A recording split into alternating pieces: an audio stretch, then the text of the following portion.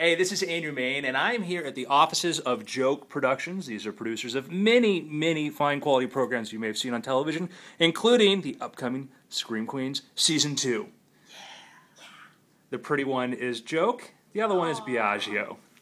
Guys, some people say I'm pretty. Oh, of course you are. But you can't look pretty standing next to me. He's adorkable. Yeah, that's what we call him. You're on the very much inside, kind of. I'm very much adorkable, yeah. Yes. Yeah, So you guys deal a lot with aspiring actors and actresses and people wanting to break into the business, and that's what your show is about, and talking to these people and seeing who's got what it takes to be a Scream Queen or who's got what it takes to be an actor or an actress in general.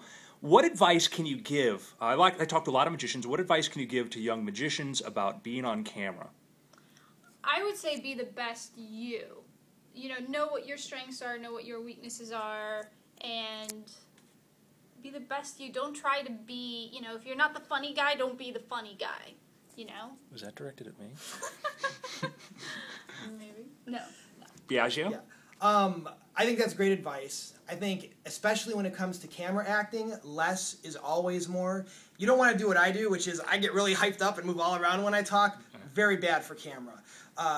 It's a good idea to take a movement class or an acting for the camera class where they're going to teach you that just being and just standing and just being yourself is much more powerful than the flailing or the Mick Jagger approach. Right.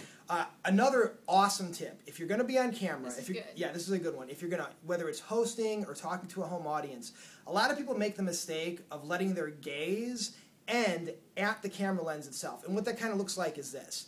They'll look at the camera and you kind of get this dead eye. And there's a huge difference between this and actually staring through the lens. If you actually look directly into the lens and through it, so you're kind of focusing in that little dot of light all the way in the back of the iris, you'll connect much better with the viewer. It's the difference between this and what I'm doing right now.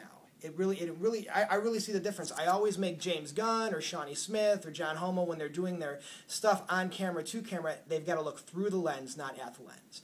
It's the best magic tip I can give. His gaze always stops right here when it's stuck in me, too.